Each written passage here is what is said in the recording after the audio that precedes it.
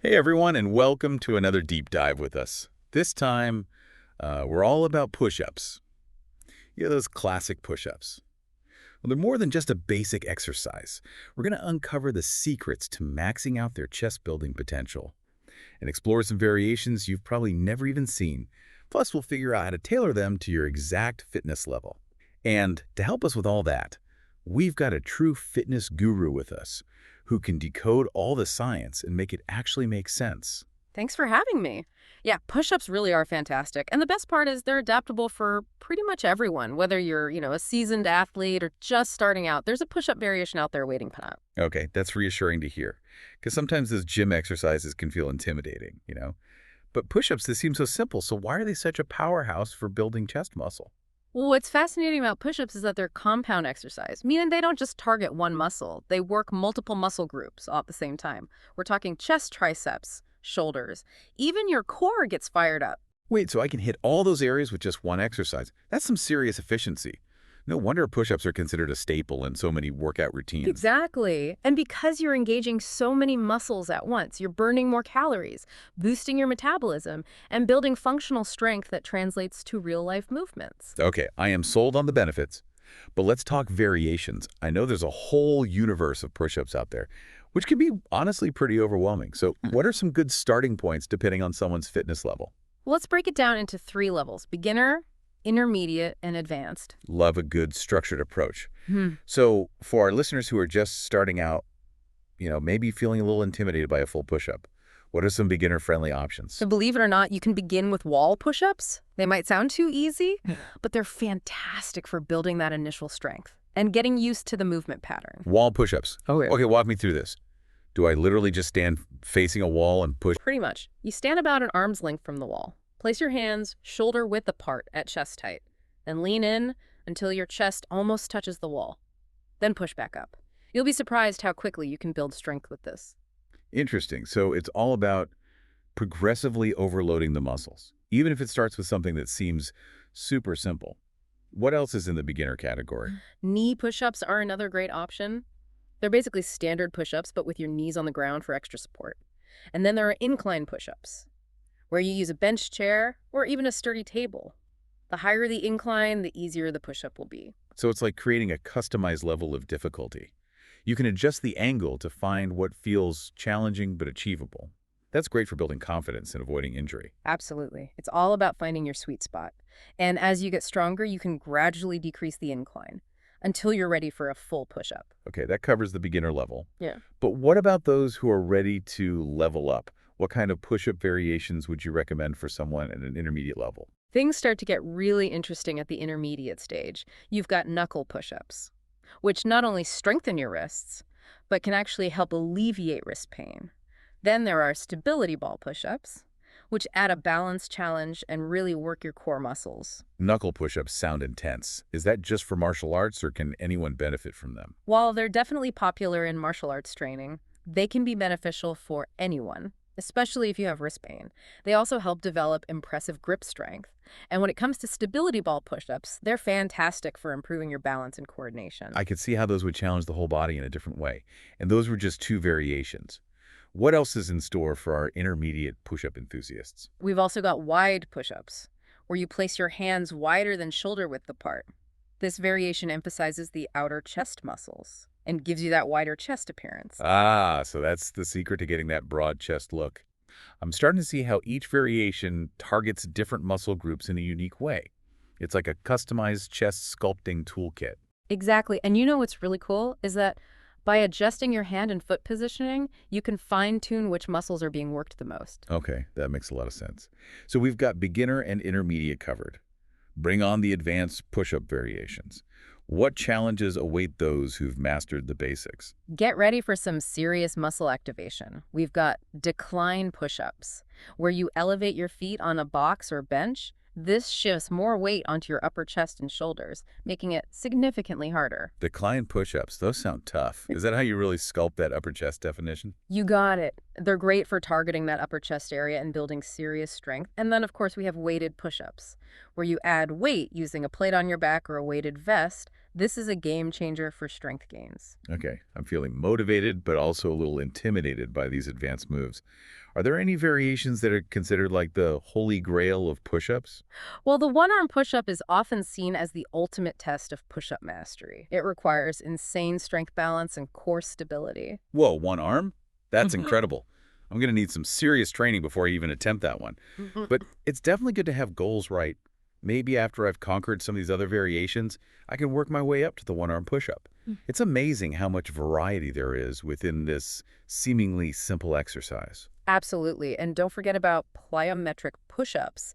These are explosive movements like clapping push-ups that build power and Oh explosiveness. yeah, those clapping push-ups always look super impressive.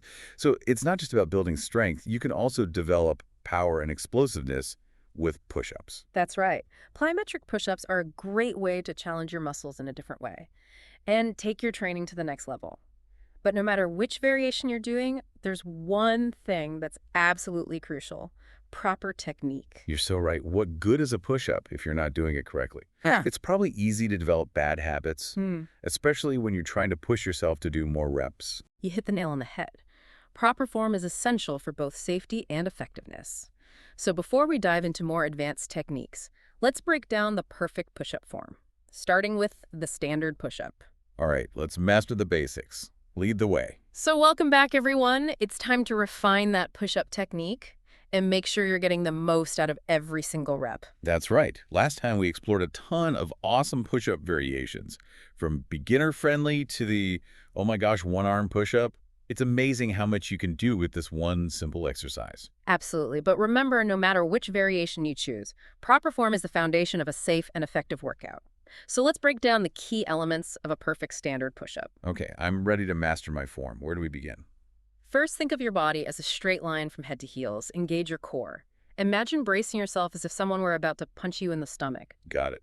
Tight core, straight body. What about hand placement? Your hands should be slightly wider than shoulder width apart, with your fingers pointing forward or slightly outwards. And here's a tip. Think about screwing your hands into the ground. This helps create stability and activate more muscles. Screwing my hands into the ground. I like that visualization. What about elbow position? I know there are different schools of thought on this. You're right, there's some debate, but generally keeping your elbows slightly tucked in, rather than flared out, is a good starting point. It protects your shoulders and allows for better chest activation. Okay, so elbows tucked, not flared out. That makes sense. What about the downward movement? How low should I go? Lower yourself down until your chest grazes the floor, or as close as you can comfortably get. The key is to maintain that straight body line throughout the movement. It's not about speed. It's about controlled movement and feeling those muscles work. So it's a slow and controlled descent, feeling that stretch in the chest muscles. Got it.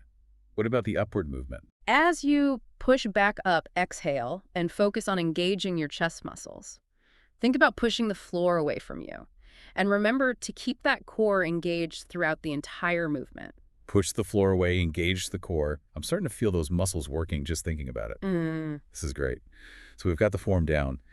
But what about finding the right challenge level? Last time we talked about modifying push-ups to make them easier or harder, depending on your fitness level. Can you remind us of some of those modifications? Absolutely. If you're just starting out, knee push-ups or incline push-ups are great ways to build strength before progressing to standard push-ups. Right. We talked about using a bench or chair to create that incline. Right. So for those who might be struggling with a full push-up, those are great options to start with. Exactly.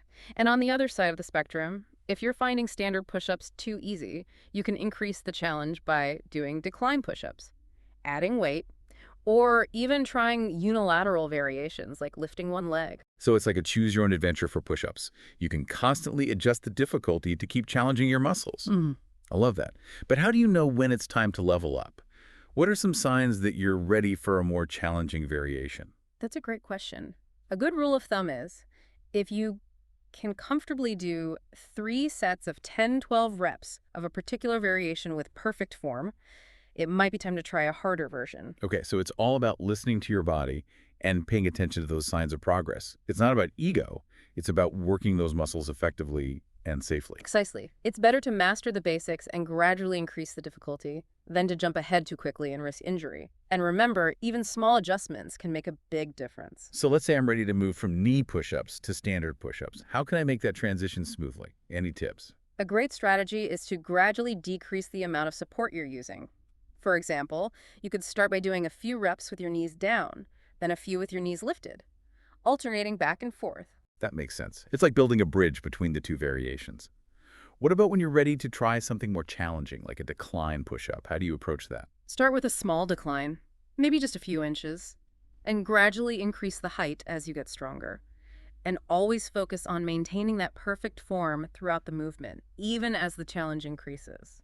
Okay, so it's all about gradual progression and not trying to do too much too soon. I'm starting to see how much control you have over customizing your push-up workout. It's not just about the number of reps. It's about making smart choices to challenge those muscles effectively. Exactly. It's like you're the architect of your own chest development. And speaking of chest development, I think it's time to dive into the science behind how push-ups actually build muscle. Are you ready for a little muscle anatomy lesson? Bring on the science. I'm all ears. I'm always fascinated by how our bodies respond to exercise. Ah. All right, let's get scientific. Break it down for me. How do push-ups actually transform our chests, from flabby to fab? It all comes down to muscle growth.